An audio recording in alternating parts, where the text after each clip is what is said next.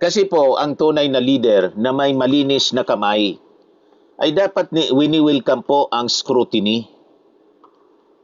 A compromised public official weaponizes legal delay tactics to evade accountability. Yan ang reality niyan, mga kababayan.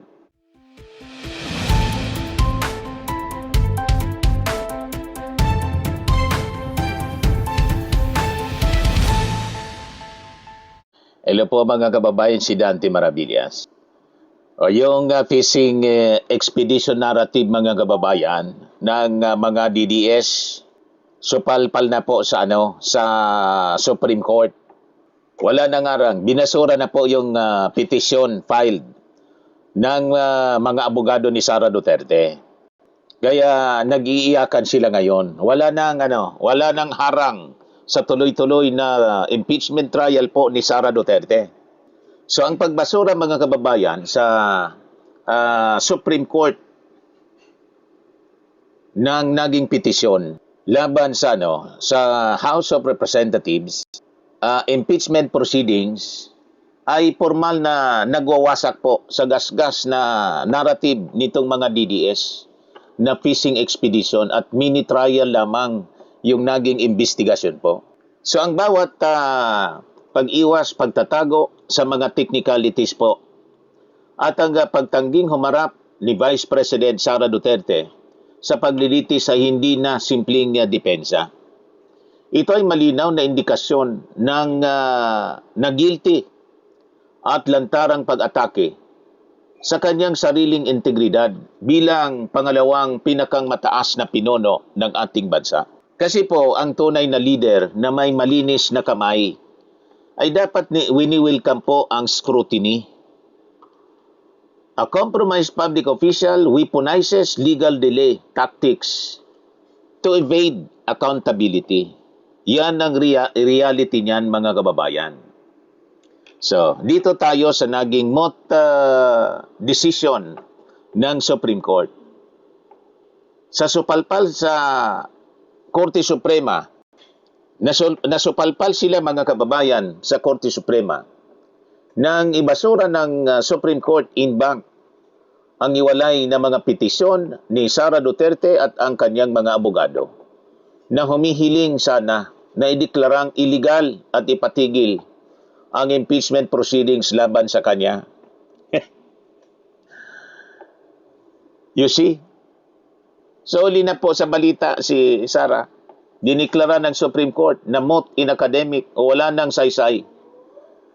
Mga kababayan, dinesisyonan ang hiling niya dahil tapos na ang trabaho ng Kamara.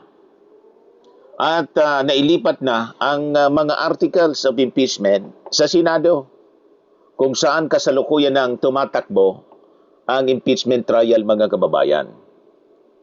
Sabistado na yung delay tactics nila.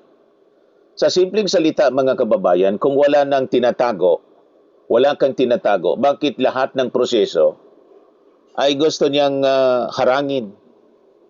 Ang malinis mga kababayan, ang konsensya, gustong matapos agad ang investigasyon para malinis yung kanyang pangalan. Ganyan ang natura.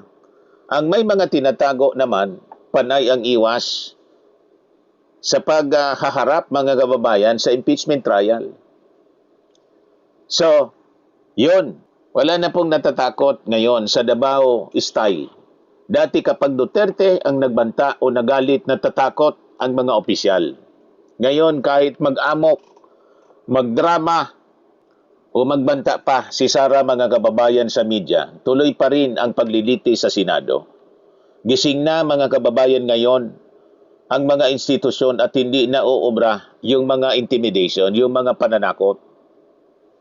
Supalpal na rin mga kababayan ang iyak politika.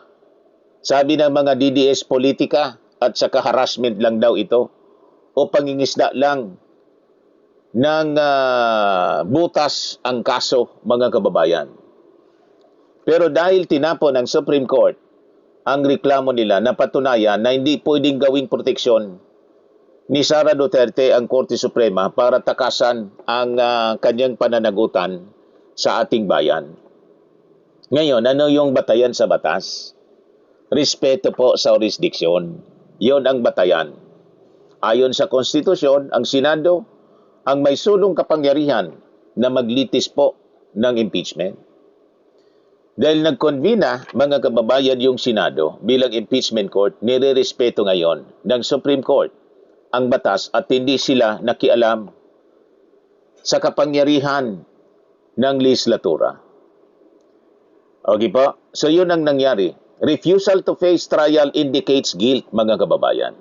Sa kultura ng batas, ang patuloy na pag-iwas na sagutin ang mga akusasyon gaya ng pagtakbo sa Supreme Court para magpa-TRO o hindi pagpapakita ng personal sa impeachment ay nagbibigay ng impresyon na mahina ang iyong depensa at umiiwas sa pananagutan. May time pa, mga kababayan, si Sara, mas may time pa na bumisita kay Jinggoy, kay Marcoleta doon sa Payatas kaysa sa pumunta sa Senado. At nang pumunta siya, mga kababayan, sa Senado noong una, hindi man siya umarap, nagpa-presscon, pero ang sinabi niya, isang linya lang ng invectus. Plagiarism pa, mga kababayan, yung ginawa ni Sara Duterte. Sinayang lang yung oras ng mga mamamahayag. Walang special treatment po dito. Nilinaw ng mga justices ng Supreme Court na bagamat may kapangyarihan ng Supreme Court na magdesisyon sa mga tapos na usapin sa ngalan ng bayan. Walang anumang exceptional circumstance sa kaso ni Sara Duterte para bigyan siya ng pabor. Yan, mga kababayan, yung naging laman ng desisyon. So, jurisprudence on public trust ang nangyari. Ang integridad, mga kababayan, ng isang pampublikong opisyal nakasalalay sa prinsipyo ng public office is a public trust kasi. Sa ilalim kasi, mga kababayan, ng batas at ng rules ng korte, ang hindi pagbibigay ng direktang sagot o ang pagtangging dumaan sa cross-examination, under oath, nagpapahina sa moral at saka sa legal credibility ng isang akusado. Sa pagtakbo pa sa Korte Suprema, upang arangin ang Kamara, nabigo ang kampo ni Sara Duterte patunayan na mayroong nangyaring grave abuse of discretion. So ang hatol ng kataas-taasang hukuman ay patunay ng konstitusyonal na mekanismo, mga kababayan, ng pananagutan ay hindi pwedeng ipasubali sa personal na kapritso ng sino mang opisyal. So wasak na wasak ngayon yung naratibo nila. Wasak ang DDS narrative. Sabi ng kampo niya, fishing expedition daw. Pangingisda lang ng ebidensya ang ginagawa po ng Kamara. Sa logic, mga kababayan, ng Supreme Court, kung walang sapat na ebidensyang nakita ang Kamara, hindi ito may akyat sa Senado. Ibig sabihin, hindi ito chismis, kundi totoong usapin na may matibay po, mga kababayan, na basihan. Pera ng bayan, yung nakataya dito, mga kababayan. So kung talagang nagamit sa tama yung milyon-milyon na confidential funds na kini-question ng Commission on Audit, wala talagang bilyones na tagong yaman. Napakadaling magpakita po ng resibo o dumaan sa regular na audit. Tama po? So ang dahilan kung bakit panay ang black at iwas ng kampo ni Sara Duterte ay dahil wala silang may pakitang maayos na paliwanag. Yan ang katotohanan. Kaya hirap na hirap yung defense team ni Sara. Kaya ang nangyayari, mga kababayan, patuloy na tumatayo, hindi na bilang senator judges yung mga kaalyado niya sa Senado, kundi defense senators na po ni Sara Duterte. Yun ang nakakalungkot dito. So ang katapusan nito, ang katapusan ng invincibility ay nakikita na natin ngayon. Akala ng kampo ni Sara, hindi sila matitinag ng batas dahil sa kanilang apelyido at saka sa kanilang impluensya, mga kababayan. So nandito ang isang leader na malinis at walang itinatago, mga kababayan, ay hindi nangangailangan ng sandatang sandatahang mga abogado para lamang takasan ang pagtatanong ng bayan. So ang konklusyon sa bawat pagdadahilan, pag-iwas sa investigasyon mga kababayan at pagharang sa mga legal na paglilitis ay simple. May matinding kinatatakutan si Sara Duterte na mabunyag. So ang malinis, ang konsensya mga kababayan, matapang na humarap. Pero ang may kasalanan, panay ang iwas at takas, yan ang natural. Ang natura sa isang sitwasyon mga kababayan. Panay ang iwas at takas. Ngayong silyado na po ng Korte Suprema, basag na ang kwentong fishing expedition at huli sa akto, mga kababayan, ang takot ni Sara Duterte. Sa mga naghanap ng malinis and spacious fitness gym, pumunta lang po kayo sa aming Colossal Fitness Gym. We also offer Grab Car Rental with our brand new 2023 model ng Toyota Innova. We also accept booking for those who are planning to travel via PAL, Cebu Pacific, and other airline companies, local and international, and bills payment for Meralco bills, PLDT, Aleco bills, etc.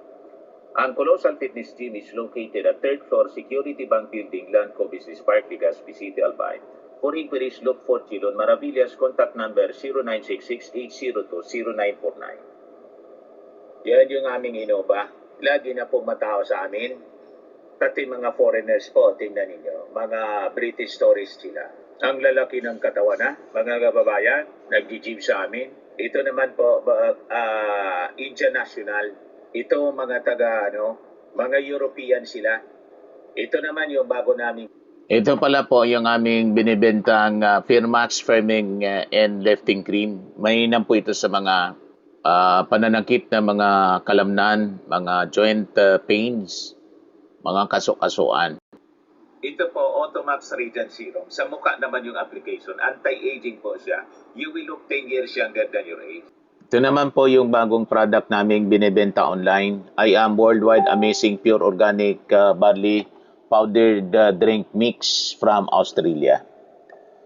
Mainam po yan sa mga cancer patients. At saka para sa mga gusto ng healthy choco barley drinks, I am Amazing Choco Barley po. For your inquiries and orders, dumiretso na lang kayo sa aking anak na architect entrepreneur, Riz Maravillas.